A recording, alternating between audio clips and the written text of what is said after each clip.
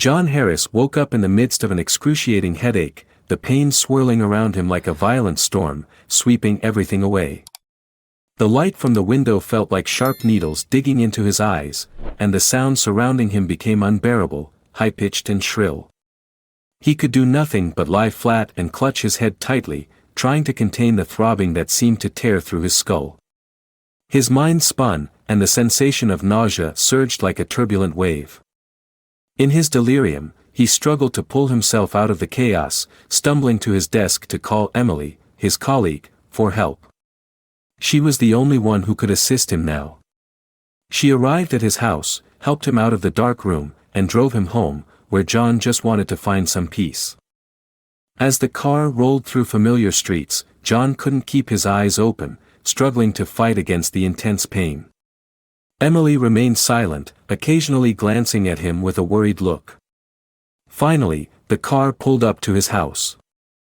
Emily gently helped him inside and led him to the living room, where the lighting wasn't too harsh, offering him a semblance of quiet. As the pain in his head slowly subsided, John heard strange sounds coming from the kitchen. He turned his head, an unsettling urge driving him to listen more closely. Samantha's voice, his wife, echoed faintly through the door, but it wasn't the familiar tone he had known. There was an odd tension in her voice, a change he couldn't explain. He tried to stand, his legs heavy, but still determined. As he approached the kitchen, he heard two voices clearly resonating in the silence of the house. "Mark makes me feel alive again," Samantha said, her voice trembling, full of fervor, as if sharing a secret she couldn't keep hidden. "He makes me feel special, something that John can never give me." John's heart seemed to stop. These words struck him like a slap to the face. He froze, unable to move, listening to the words that followed, his body feeling like it was about to collapse. Samantha, his wife, the woman he had trusted for years, was talking about another man, a relationship he had never known. The dizziness hit him again, but this time it wasn't from the headache. It was the pain of betrayal, sharp and unbearable. He silently stepped back, standing still in the darkness, keeping his distance from his wife's whispered words. A storm raged within him. He tried to hold back the trembling of his hands, but he couldn't stop. It felt like his world had shattered in an instant. There was no peace left. Samantha and Mark, two people he had considered essential in his life, were now the ones who had betrayed him. John didn't know what to do next, but one thing was certain: he could not remain silent, letting everything slip away. He would not let this betrayal go unpunished. And from this moment on, he wouldn't let things slide easily. John stood motionless in the dark, his heart pounding loudly, each beat echoing like the drum of an unavoidable battle. He couldn't believe what he had just heard. Everything, all the familiar feelings, the memories, had suddenly crumbled in a moment. All the effort, all the years of sacrifice, all the nights he had spent away from home, could not save this marriage. Samantha, the wife he had loved for 8 years, was now discussing another man, sharing emotions that he, John, could never give her. He knew something had changed in her over time. The nights she grew more distant, the cold looks replacing the smiles, the conversations turning into uncomfortable silences. He had thought it was just temporary fatigue, but now, he realized how wrong he had been. His mind felt like it was about to explode as Samantha's words echoed in his head, "Mark makes me feel alive again." He took a deep breath, trying to stay calm, but everything felt like it was collapsing. He stepped out of the darkness, moving slowly, exhausted. What he wanted to do right now was face her, demand answers. But he couldn't. Not yet. Samantha still didn't know he was nearby, listening to everything. She continued talking to Katie, her best friend, about her meetings with Mark, the secret dates, and the passion she felt when she was with him. "He makes me feel special, something that John can never give me." Each of her words felt like a punch to John's face, draining him of his strength. She no longer saw him as the most important person in her life. John took a step back, his hands beginning to shake. He didn't know what to do. A feeling of confusion, anger, and hurt rose in him. Everything seemed to spin around him. He wanted to scream, to punch the wall, to destroy everything around him, but he couldn't. Not now. He knew this couldn't be solved with rash emotions. He needed to think, to plan carefully. He wasn't just a man who had been betrayed, he was a man who had been pushed into a corner, and now it was time to take back control. As he stepped out of the living room, he felt like a ghost in his own home. Everything seemed too blurry, too hard to grasp. He had once thought of his family as the safest place, but now, this very family was where the lies and secrets resided. He wanted to run, but how could he when his 2 young children were just upstairs? How could he ignore this truth, ignore what his wife had done? A while later, Emily gently walked into the living room and sat down beside John. She looked at him with concern in her eyes, but John simply shook his head. He didn't want her to know, not now. But perhaps Emily had already sensed something, as she didn't ask any questions. She just placed her hand on his shoulder, offering silent comfort. John closed his eyes and took a deep breath. The headache had subsided, but the pain in his heart was still there. It was the pain of betrayal, of the harsh words Samantha had just spoken. He knew that no matter how hard he tried, everything would never be the same again. And he didn't want it to be. At this moment, everything inside him felt uncertain. He wasn't sure about anything anymore, except one thing: he wasn't going to let this betrayal pass without consequences. He had to act. He couldn't remain silent, couldn't let Samantha and Mark think that everything would end quietly. John had made up his mind. He wasn't going to let them get away with their mistakes so easily. With that resolve, he began to plan, not just for revenge, but to regain control. But how could a man like him deal with the betrayal of his own wife without losing everything? That question swirled around in his mind as night fell, and he knew this battle had just begun. John stood up, walking toward the window in the living room, staring out into the night. The stars in the sky seemed so distant, like his life before, simple, peaceful, surrounded by his wife and children.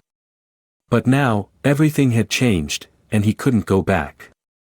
Samantha and Mark had pushed him into a corner, but now was the time he would take back control. John wasn't the type of man to be easily beaten. He could remain silent, he could endure, but he would never accept betrayal. He took a deep breath, feeling anger rise within him. Everything had to end, but to end it properly, he couldn't act impulsively. He needed a plan. A plan that would not only exact revenge but also show Samantha and Mark that no one could toy with his emotions without paying the price. He thought of Tommy, a private investigator he had met a few times in the past, someone who he knew could help in this situation. Tommy was experienced and willing to do whatever it took to help a client. John called him immediately. Tommy's voice came through on the other end of the line. "Harris, what's going on?" "Tommy, I need you to follow someone. I want to know everything about him." "Everything," John said, his voice cold and determined.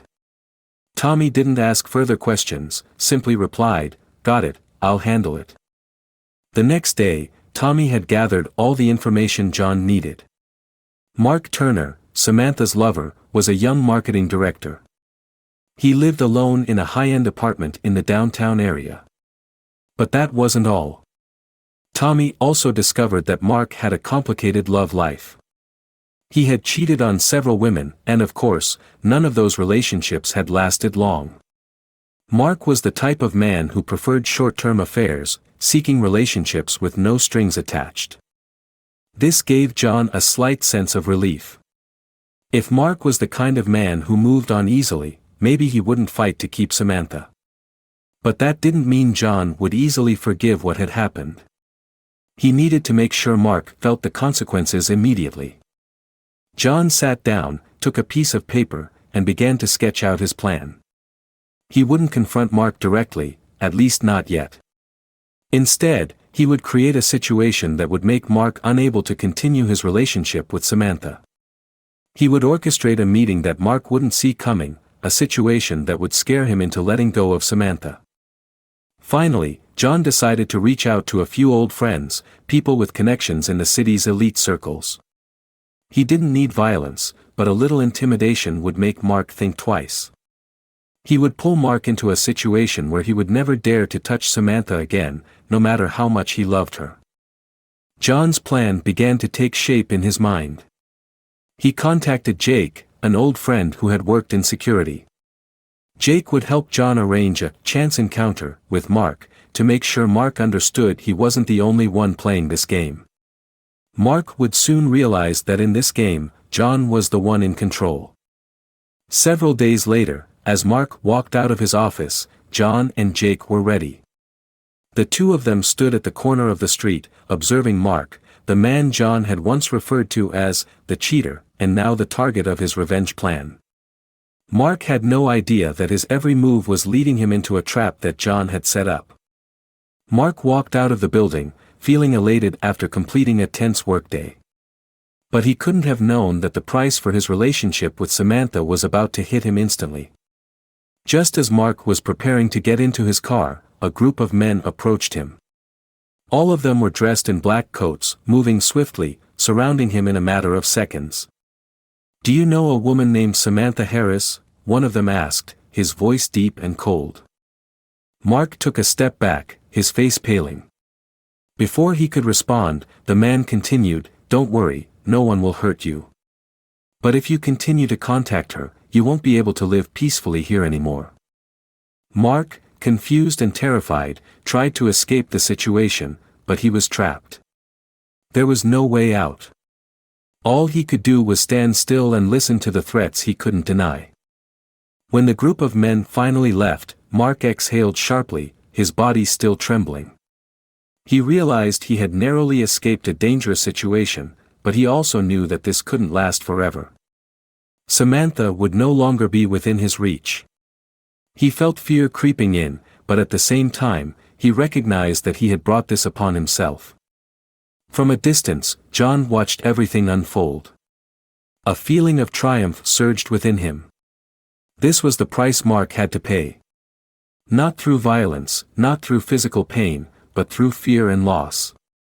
John had shown Mark and Samantha that he was not someone who could be overlooked. John turned away, picked up his phone, and called Samantha. He knew she wouldn't be able to continue the relationship when things had gotten this complicated. She would have to face difficult decisions, and John would not accept going back to the way things were. Their marriage was over, but not in the way Samantha had hoped. John stood in front of his door, gripping the handle tightly. The night had fallen, and his house no longer felt like a warm, safe place. It had become a place of lies, secrets, and betrayal. Everything had changed since he overheard Samantha's words and witnessed her relationship with Mark. The mixture of anger and pain overwhelmed him, but deep down, he had made a firm decision: there was no room for forgiveness anymore. When he opened the door and stepped inside, Samantha was standing in the living room, staring out the window. She didn't turn around, as if she could sense something in the air. They no longer had those pleasant conversations in the evenings, no longer shared warm embraces after a long day. Everything had faded, replaced by a cold space between them. "Samantha," John's voice was low, firm. "We need to talk." She turned around, a look of surprise crossing her face, but also worry. "You know, don't you?" She sighed, as if everything was clear now, with nothing left to hide. "Yes," John replied, walking toward her. He met her gaze with unflinching resolve. "I heard everything you said to Katie." Samantha went quiet for a moment, as if those words had stunned her. A tear suddenly fell from her eye. "You don't understand, John. I love you, but I need something else. I can't live in this coldness anymore. I need to feel loved, desired." John's chest tightened. But he wouldn't let weakness take over. He had heard her words, heard about Mark, heard about the betrayal, but he couldn't let regret weaken him. She had brought him here, to a point where there was no turning back. "I've given you everything. You have everything, Samantha. I've tried to be the best husband, the best father, but you couldn't accept that. You wanted something else. You wanted Mark. She looked up, her eyes filled with tears but also determination. He makes me feel alive. He gives me a feeling I can't find in you anymore. John couldn't suppress his anger. And what about our family? What about the kids? What about everything I've sacrificed? Each question struck him deeply, painful and profound. Samantha looked down, unable to respond. Yes, she had lost what truly mattered. She had lost her family, the trust of the man who loved her, and now she stood before an inescapable truth. I don't know what to do anymore, John. I was wrong, I know. John took a deep breath, looking into her eyes one last time. Samantha, I can't continue this marriage. Nothing can fix what you've done.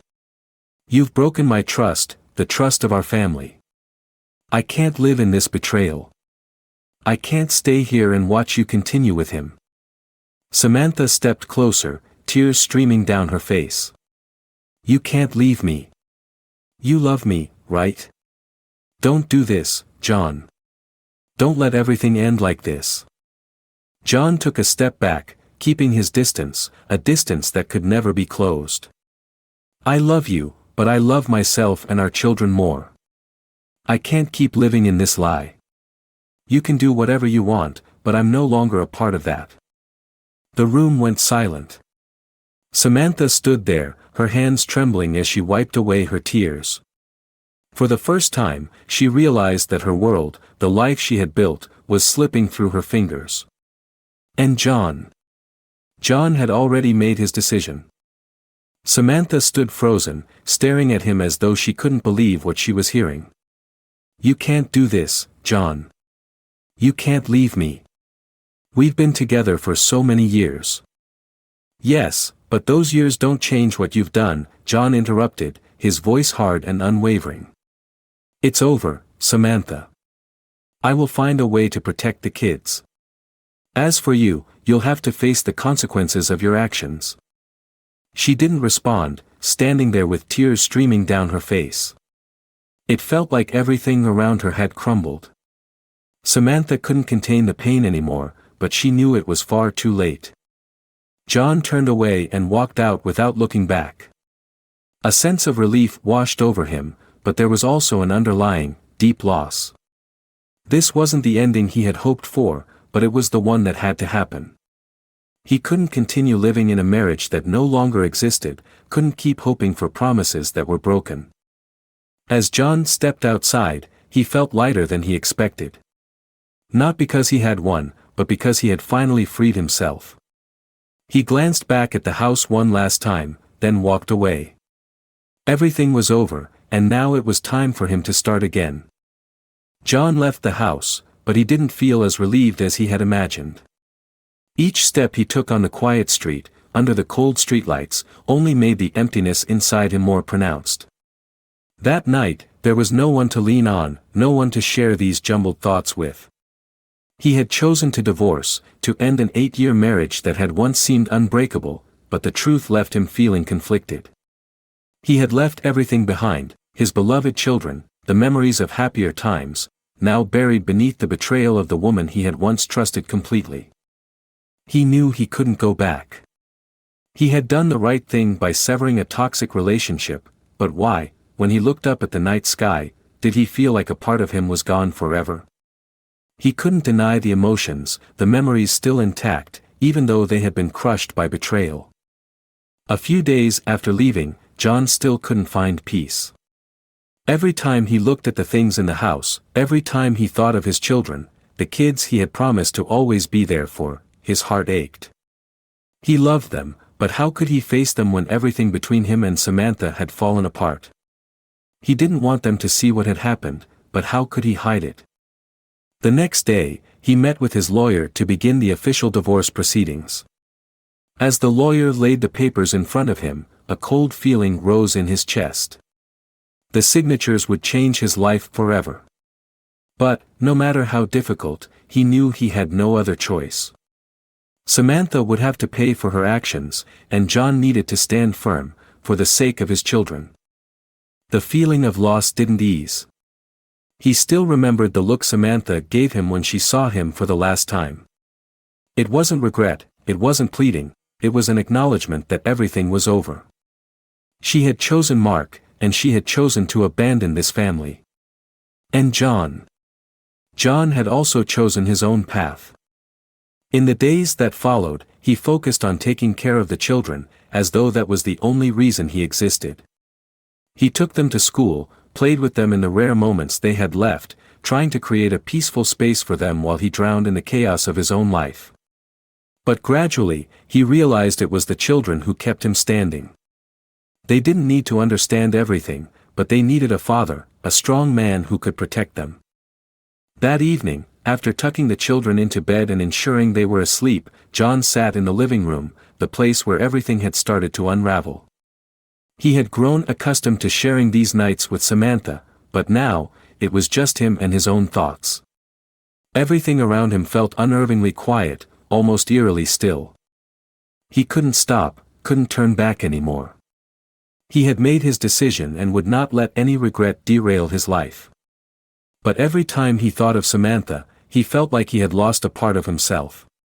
He still remembered the beautiful moments they had shared, but now, those memories were just shadows of the past. As he stood up, looking through the window into the night, a new strength rose within him. He knew life would go on, and he had to move forward, no matter how much everything had changed. He couldn't live in the past, and he wouldn't let the past control him. The divorce was a new chapter in his life, one he had never imagined he would have to face. But it was a decision he had to make. To start again, to live a life free from the shadow of betrayal, free from the weight of empty promises. He would not let Samantha or Mark dictate his life anymore. Tomorrow, he would start everything anew. One step, one day at a time. That was the only way forward. And no matter how difficult the road ahead, he knew he would never give up.